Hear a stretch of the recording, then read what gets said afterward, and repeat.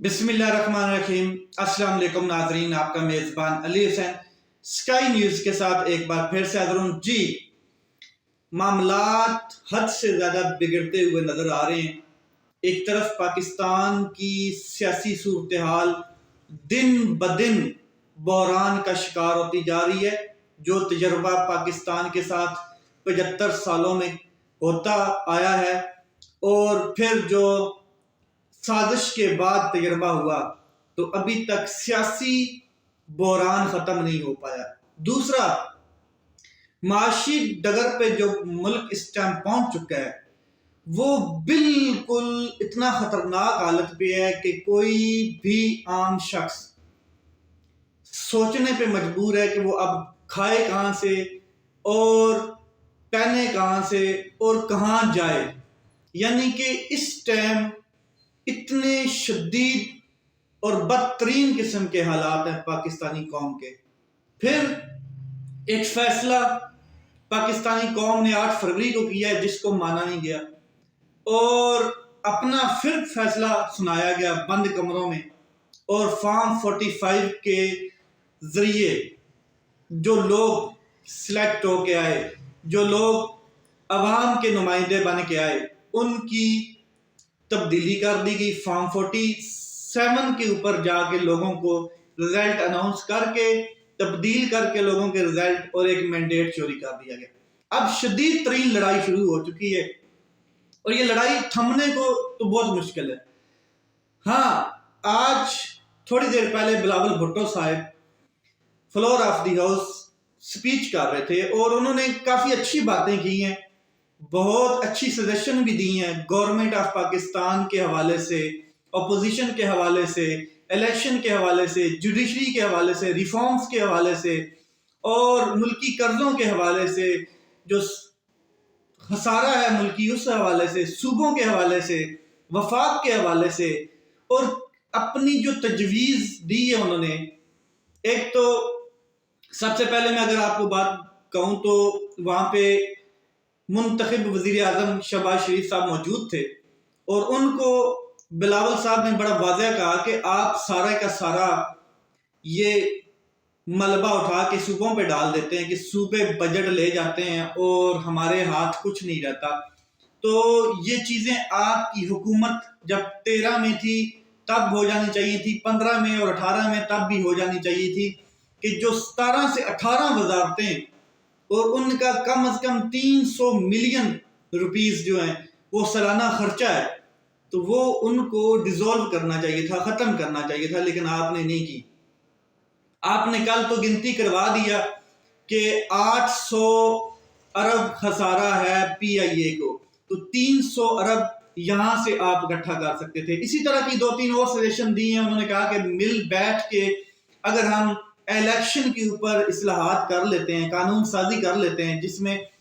तमाम अपोजिशन भी है, उमर अयूब साहब को भी उन्होंने बार बार ये बात नाम लेकर की, तो ये होगा कि अगर हम इस्लाहात कर लेते हैं तो फिर तीसरी कोई ताकत भी हमारे इस इलेक्शन को,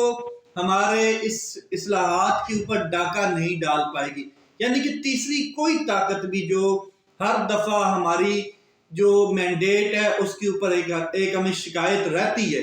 उसके ऊपर कोई डाका नहीं डाल सकेगा, ये उन्होंने कहा। और साथ में उन्होंने ये भी कहा कि फिर ना तो हम ये बात करते हुए नजर आएंगे और ना ही कैदी नंबर 804, जो मैंडेट कैदी नंबर 804 को मिलेगा और जो हमें मिलेगा फिर हम उसके ऊपर मुतमिन होंगे, ये उन्होंने बात की और बड़ी बिल्कुल वाज़ेह तरीके से बात की गई। फिर कैफ आगे हालात मजीद खराब होने वाले हैं। कैसे कि floor of the house assembly के अंदर किसी भी हालत में पाकिस्तान तहरीक इंसाफ कंप्रोमाइज करने के लिए तैयार नहीं है, किसी भी तरीके से कंप्रोमाइज करने के लिए तैयार नहीं है। और फिर बिलावल भुट्टो साहब ने जब उनको शट अप कॉल दी, जैसे जमहूरियत के ऊपर बात हुई, आइन के ऊपर, तो उन्होंने कहा कि फिर आखिर में मैं यही कहता हूं कि who the hell are you to talk. तो इसके ऊपर फिर पाकिस्तान तहरीक इंसाफ जो है वो आग बगोला हो गए اور اسپیکر صاحب کے ڈائس کا گھیراؤ کیا اور کہا کہ جی یہ جو الفاظ ہیں یہ اسپنج کیے جائیں. تو اس کے اوپر پھر بلاول بھٹو صاحب نے خود بھی کہا بعد میں کہ ٹھیک ہے جی میں معذرت چاہتا ہوں، میں خود چاہتا ہوں کہ یہ الفاظ میں نے نہیں بولنے چاہیے تھے، ان کو ایکسپنج کیا جائے. تو بلاول بھٹو کی جو آج کی تقریر ہے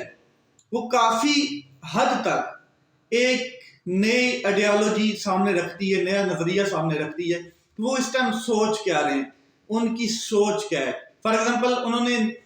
ایک تو جوڈیشری کی اصلاحات کے لیے بھی بات کی، الیکشن کے اصلاحات کے لیے بھی بات کی، اور سب سے اہم چیز انہوں نے کی کہ جو 9 مئی کے حوالے سے انہوں نے بات کی. انہوں نے کہا کہ آپ ہمارے ساتھ مل کر بیٹھیں اور 9 مئی کے جتنے بھی جو سانحہ ہوا ہے جس کی ہم مذمت کرتے ہیں اور سب نے کی ہے، اس کے حوالے سے ایک جوڈیشل کمیشن بنایا جائے. اور جوڈیشل کمیشن انہوں نے وزیر اعظم کو کہا کہ آپ قاضی فائز عیسیٰ صاحب کو کہیں کہ ایک جوڈیشل کمیشن ان کی سربراہی میں بنے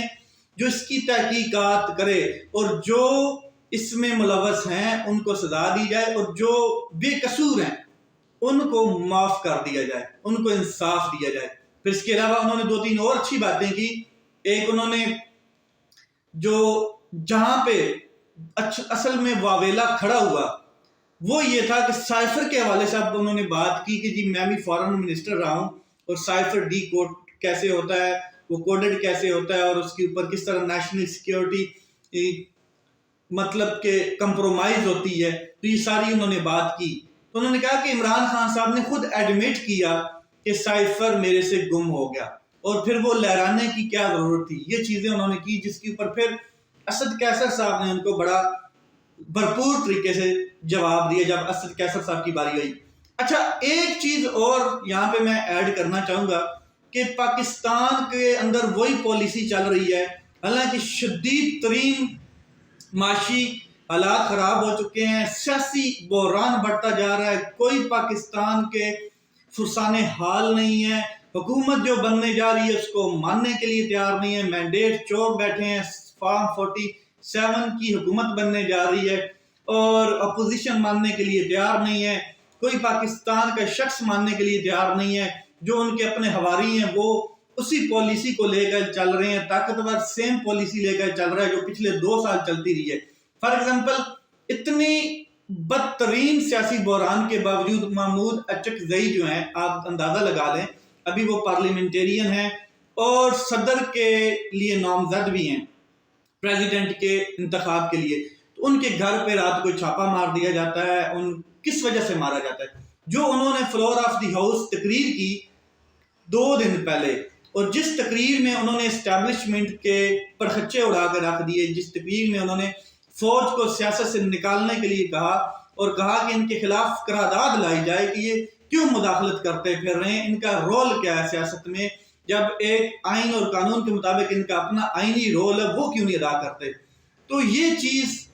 تھی جس کی بنیاد پر ان کے گھر پہ چھاپا مارا گیا، ان کے ملازموں کو اٹھا لیا گیا، توڑ پھوڑ کی گئی جو ان کی حرکتیں ہیں. تو اس کے اوپر بھی مذمت ہوئی. اب آپ اندازہ لگا لیں کہ یہ چیزیں تو ہو ہی رہی ہیں. ساتھ میں کل جب عمر ایوب صاحب کی تقریر کی باری آئی تو وزیر اعظم جو شہباز شریف صاحب ان کی تقریر پوری نیشنل ٹی وی پہ دکھائی گئی، پی ٹی وی پہ، لیکن جب عمر ایوب صاحب کی باری آئی تو وہ ختم کر دی گئی، کٹ دی گئی، بیچ میں کمرشل لا دیے گئے، ان کی بند کر دی گئی تقریر، یعنی کہ میوٹ بھی کر دی گئی. تو اس وجہ سے پھر انہوں نے اسپیکر صاحب کو بھی ریکویسٹ کی کہ یہ کیا ہو رہا ہے. تو آج بھی ایسے ہی ہوا کہ جب اسد کیسر صاحب یعنی کہ بلاول بھٹو صاحب نے پورا 1 گھنٹہ لگ بھگ تقریر کی، لیکن جب اسد کیسر صاحب تقریر کرنے لگے تھوڑی سی تقریر چلنے کے بعد جو میں خود بھی سن رہا تھا تو پی ٹی وی نے اس کو فارغ کر دیا، ختم کر دیا، بند کر دیا، اور باقی جو چینلز تھے ظاہر ہے وہ ان سے انٹر لنکڈ ہوتے ہیں تو انہوں نے بھی وہ دکھانی چھوڑ دی، میوٹ کر دی. اب اندازہ لگا لیں کہ یہ حالات ہیں. پھر آپ مفاہمت کے لیے کہہ رہے ہیں، پھر آپ کہہ رہے ہیں کہ ہمارے ساتھ بیٹھیں، نیگوشیٹ کریں. تو اسد کیسر صاحب نے سارے جواب دیے بلاول بھٹو صاحب کے. انہوں نے کہا کہ سائفر آپ لوگ تو کہتے تھے کہ سائفر ہے ہی نہیں، یہ جھوٹا بیانیہ ہے، یہ فلاں ہے، اور پتہ نہیں کس قسم کے آپ نے پریس ٹاکس کی کہ سائفر کوئی کاغذ نہیں ہوتا، یہ ہے وہ ہے۔ تو پھر عمران خان صاحب کو جو سزا دی گئی ہے وہ کس کاغذ کے ٹکڑے کے اوپر عمران خان صاحب کو سزا دی گئی ہے، اور جو اس قسم کے اور کیسز بنائے گئے ہیں، اور آپ کہتے ہو کہ ہمارے ملک میں کوئی بھی ہمیں ڈکٹیٹ کرتا رہے، کوئی بھی ہمیں حکم دیتا رہے اور ہم اس کی پاسداری کرتے رہیں، کیا یہ ہمارے اندر غیرت موجود ہے؟ کیا ہم اس لیے ملک میں بیٹھے ہیں؟ یہ چیزیں انہوں نے جواب دیا۔ پھر انہوں نے کہا کہ کوئی مفاہمت نہیں،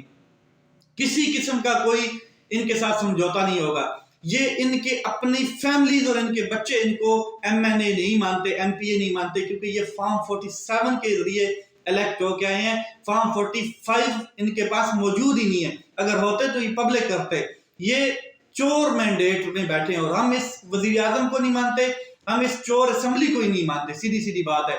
ایک چیز دوسرا انہوں نے کہا کہ آپ کہتے ہیں کہ ہم آپ کے ساتھ بیٹھیں، جوڈیشل ریفارمز پہ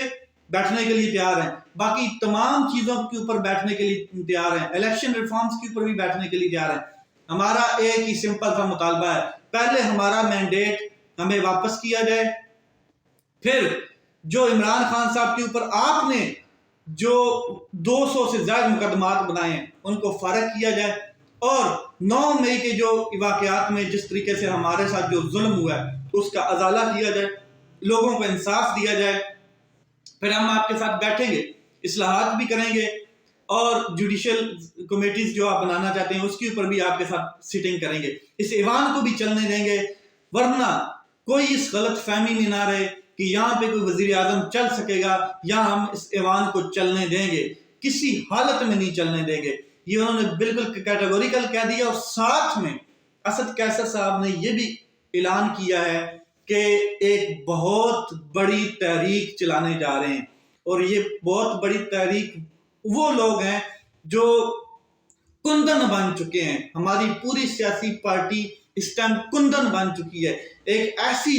جنگ لڑ کے آئی ہے جو جنگ اب ہمیں ڈرا نہیں سکتی، ہمیں خوف نہیں ڈال سکتی، اور اب ہم ایک ایسی تحریک چلائیں گے جس میں تمام پارٹیز کو ساتھ میں لیں گے جن کو الیکشن کے اوپر کنسنسس ہے، اور چاہے وہ بلوچستان کے ہیں، پنجاب کے ہیں، سندھ کے ہیں، کے پی کے جہاں جہاں پر بھی ہیں، تو ہم اس تحریک کو وائڈ کریں گے، وسیع کریں گے، اور پورے ملک میں پھیلائیں گے۔ دیکھتے ہیں کہ یہ اسمبلی کیسے چلتی ہے، دیکھتے ہیں کہ یہ ایوان کیسے چلتا ہے، دیکھتے ہیں کہ یہ وزیر اعظم کب تک یہاں پر ٹکتا ہے اور کیسے ہمیں فیس کرتا ہے، دیکھتے ہیں کہ ہمارے اندر اگر گودا ہے تو پھر یہ لوگ یہاں پر کیسے سکون سے بیٹھتے ہیں، ان کا جینا حرام کر دیا جائے گا۔ تو یہ سیاسی جو حالات بگڑ چکے ہیں،